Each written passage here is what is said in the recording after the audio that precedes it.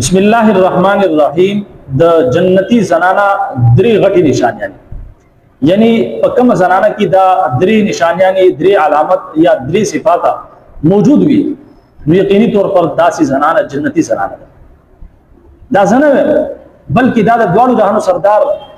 خاتم الانبیاء رحمت للعالمین جناب محمد رسول الله صلی الله علیه وسلم فرمایي چې په کوم زنانا کې دا درې علامت موجود دي دا درې صفات موجود دي دا چې زنانه ته د قیامت پر ورځ باندې الله رب العزت وی چې د جنت په کومه دروازه باندې ته داخله ده غواړې نو داخله شه یعنی د جنت چې څومره دروازې دي دا به دغه زنانه پر کولاوي چې په کومه دروازه باندې دا داخله ده غواړې دا به داخلي سبحان الله څومره غټ فضیلت ته د دې درې اعمالو یا د دې صفات چې په کومه زنانه کې د درې علامات یا درې صفات یا درې نشانه موجود او ډیر آسان اعمال دي ډیر آسان صفات دي کچری تاسو دا غواړئ یقین طور پر د زنانو لپاره جنت حاصلول ډیر آسان دي ظاهره خبره ده چې د هر مسلمان د خواهش وي چې د مرګ نه پس هغه جنت مستحق وي په دې حالت کې د دنیا نه لاړ شي چې د جنت مستحق ځکه چې د آخرت منزل د آخرت چې کوم سفر دی هغه بیا اوږد سفر دی هغه بیا همیشه سفر دی د دنیا غمونه ارزي غمونه دي ځکه چې د دنیا ژوند ارزي ژوند دي دغه شانتي د دنیا مزي عیاشي ده هم ارزي مزي دي ځکه چې د دنیا زندگی هم ارزي ده لیکن د آخرت غم هغه بیا د همیشه غم دي او د آخرت مزي د آخرت نعمتونه هغه بیا همیشه نعمتونه او مزي دي په هر حال د هر مسلمان د خوایفي چې د آخرت چې کوم زندگی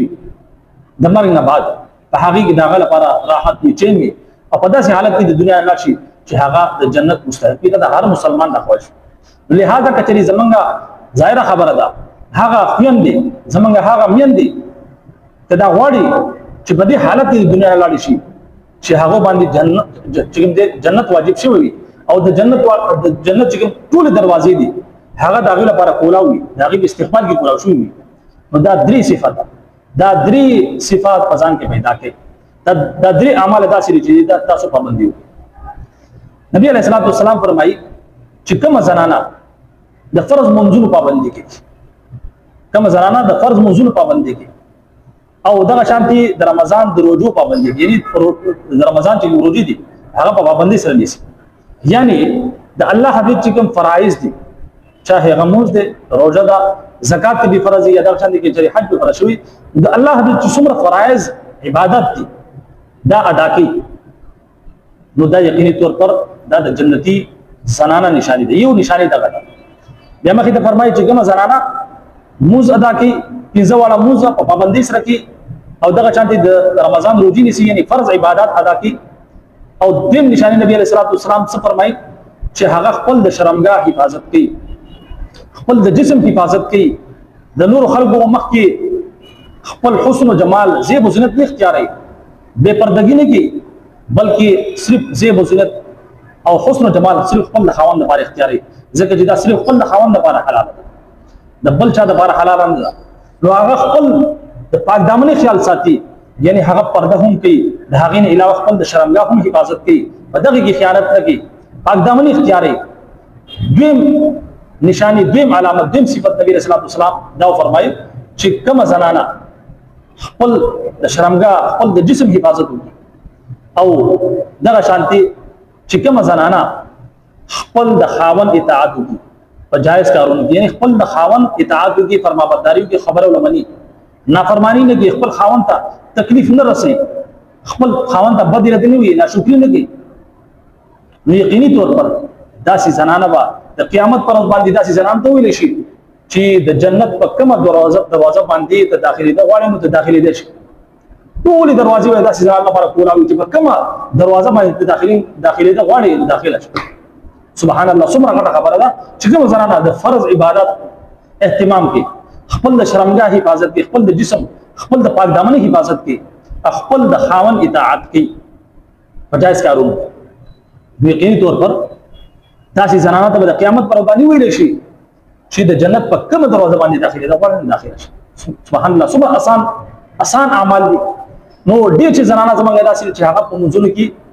سستی کوي یا دغه شان چې کوم فرض عبادت کې روزه شو یا دغه شان موضوع شو نور چې کوم عبادت کې فرض په هغه کې زمونږ چې کوم میندې دي زنانه دي هغه سستی کې اکثر او بیشتر